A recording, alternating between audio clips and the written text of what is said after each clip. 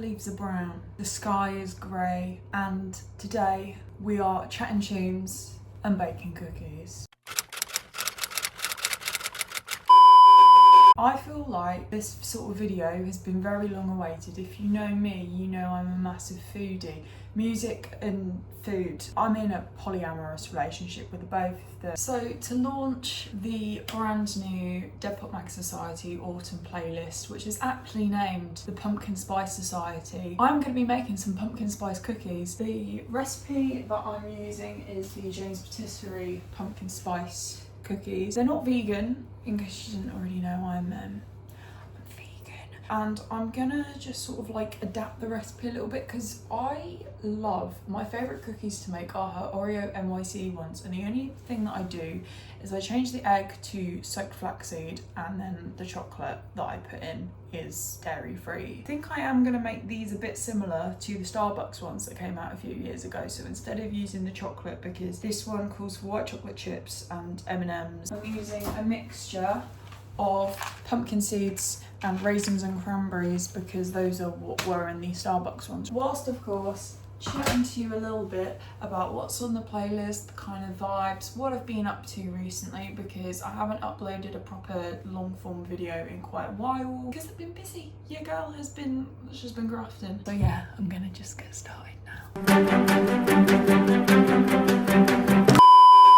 I've got everything measured out. So the first step is to cream together the butter and both the sugars for 2 minutes. I'm literally just using 200 grams of brown sugar because I just prefer doing that. I know she likes to mix her sugars with the white and the brown. I'm just going with brown because it's easier. Get in there.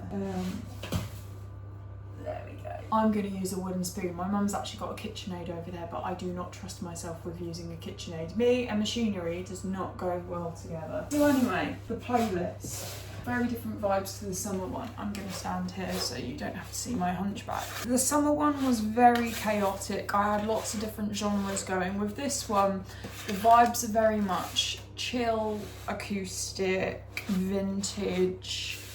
There's a lot of classic rock in there, so 60s and 70s. Very acoustic, soft. The sort of stuff that you could listen to when you're frolicking about in the woods, tripping over conkers, pissing rain. Or maybe you're sat at home with a nice cuppa and you're reading a book, or baking cookies, which is the sort of thing that I love doing in the autumn.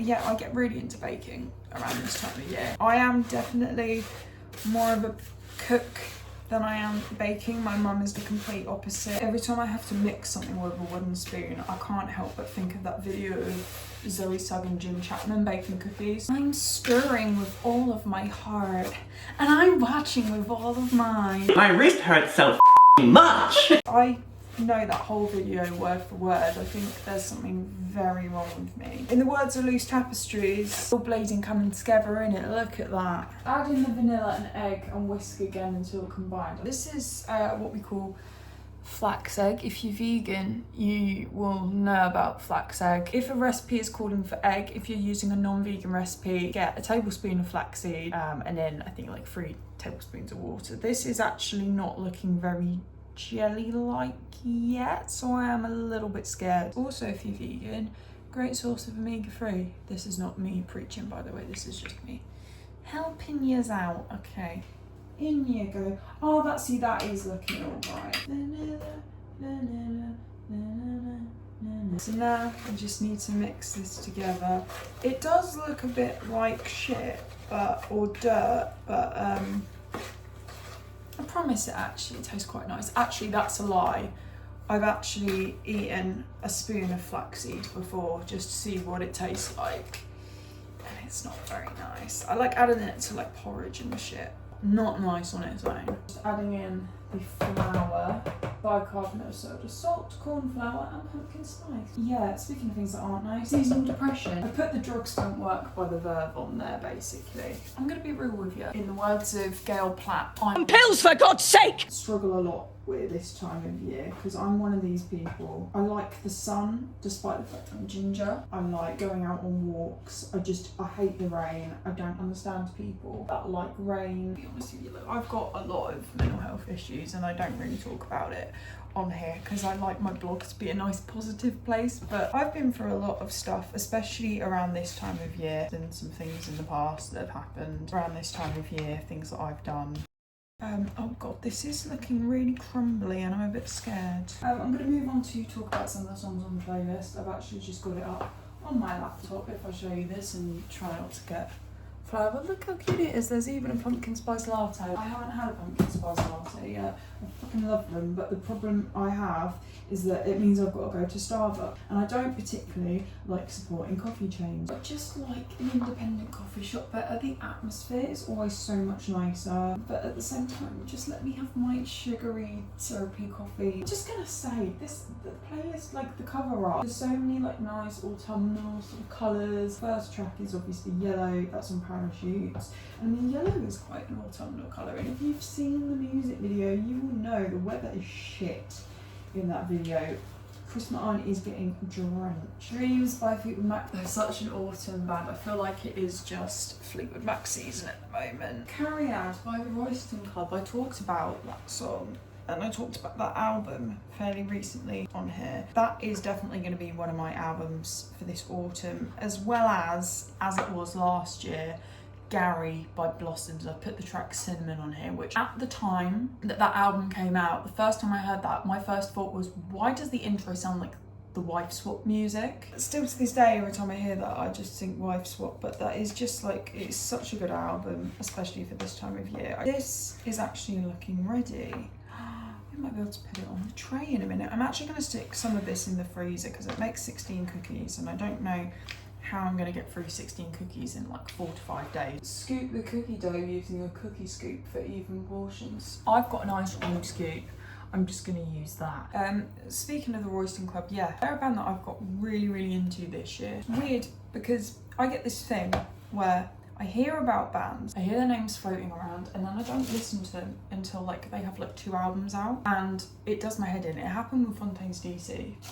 Like, I knew about Fontaines DC around Doggerel era, but I was just never into them, never got into them. And it wasn't until Skinny Fear came out, and it's really weird because people that were into Fontaines DC around Doggerel era, a lot of the time they don't like Skinny Fear. I've just got so into them. Songs for the Spine, I think, is going to be on my top 10 albums list this year. Oh, bit of classic rock next. You've got Norwegian Wood by the Beatles. I feel like Rubber Soul is such an autumn album. That, and I think Revolver as well. I think the Beatles, to be honest, is quite an autumny band for me. I don't really listen to the Beatles in the summer, which is a bit weird because one of their biggest songs is literally called Here Comes the Sun. But that album in particular, and like the cover art is really pretty as well. It's very 60s psychedelic, as I've sort of said. That is the sort of vibe for this playlist. Obviously, gotta have a bit of California Dreaming on there. Hazy Shade of Winter by Simon and Garfunkel. Again, they're a band that I get really into around this time of year. I think it's just there's something just quite comforting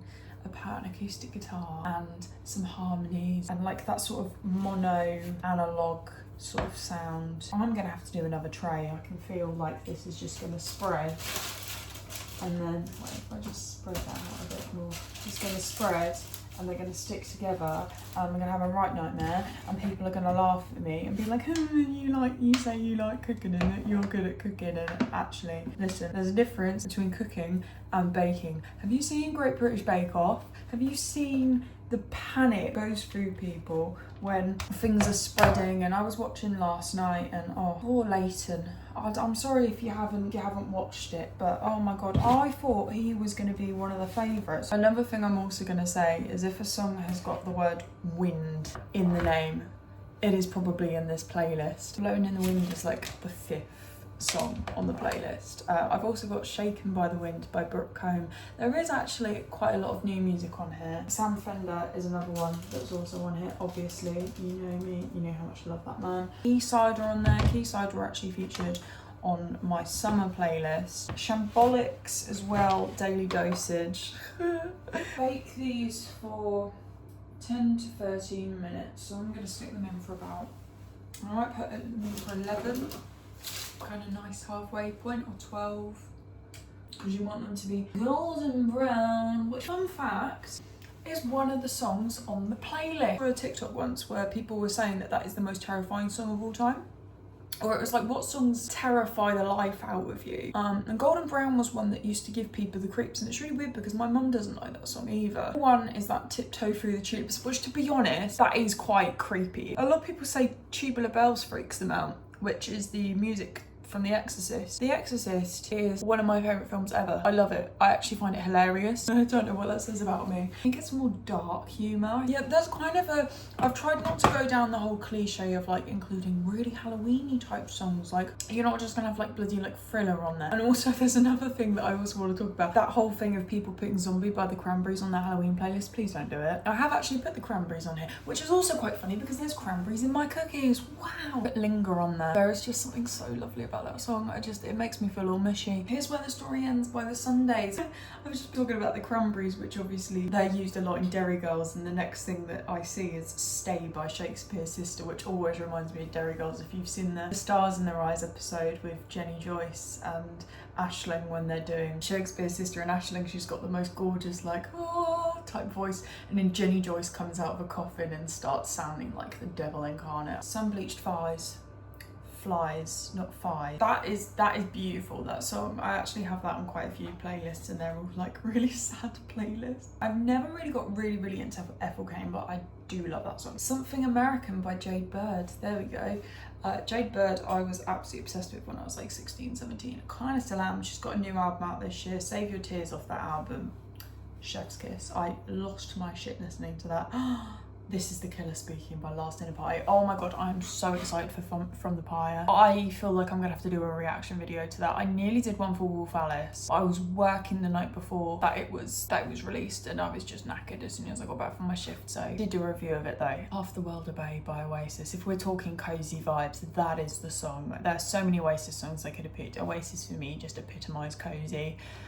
Obviously we've had such an Oasis summer, but like it's from the Royal Family. Royal Family is my absolute favourite around this time of year.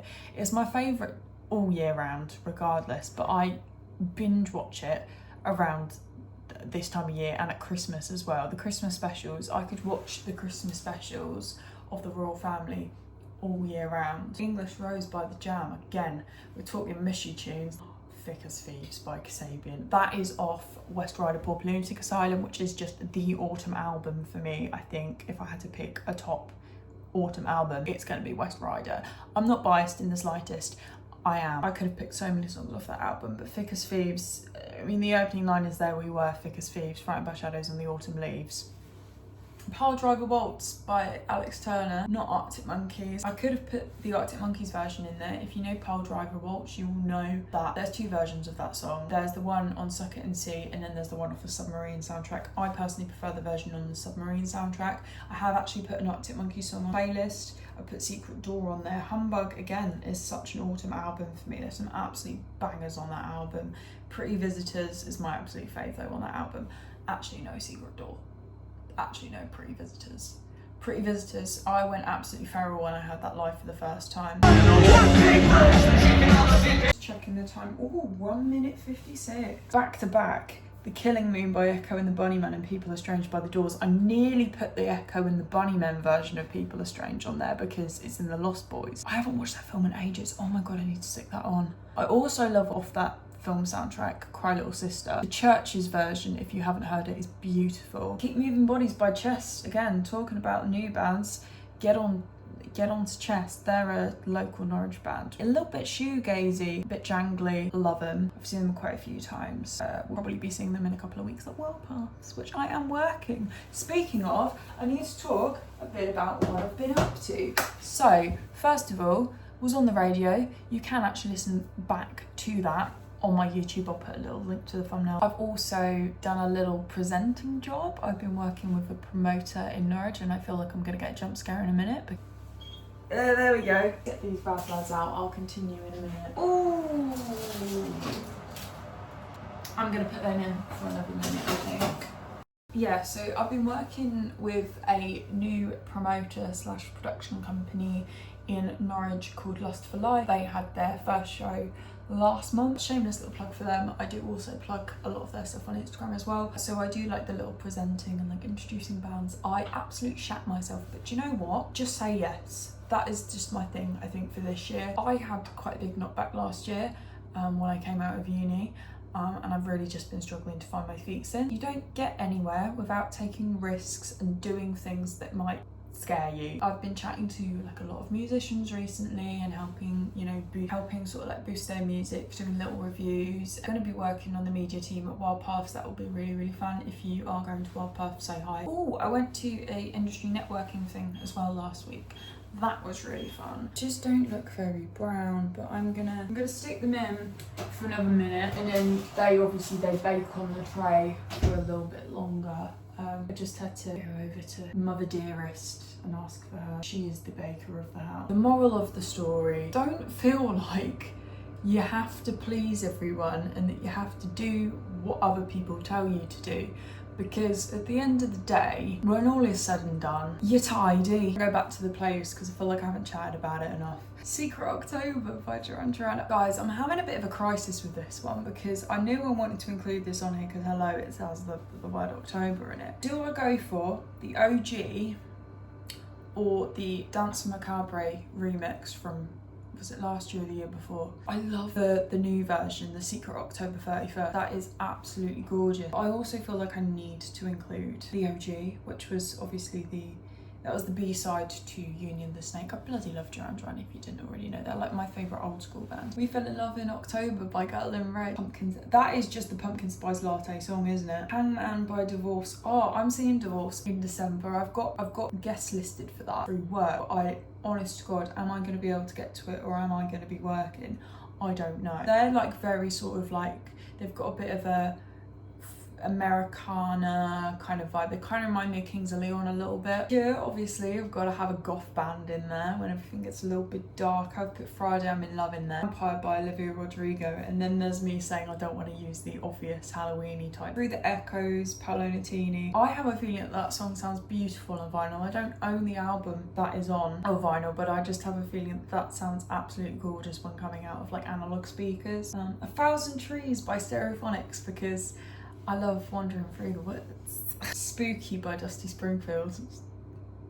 God, that's cheesy, innit? Songs I didn't really go through any of the other like all of the songs in the summer playlist, but I think you kind of get the gist is what I'm trying to say. If you would like to follow the playlist, the link will be down below. I will also put the link to our Spotify account on there as well. Please like and subscribe if you want, because it really helps us out. I feel like YouTube is a really difficult platform. I was talking about this last week at my little networking event.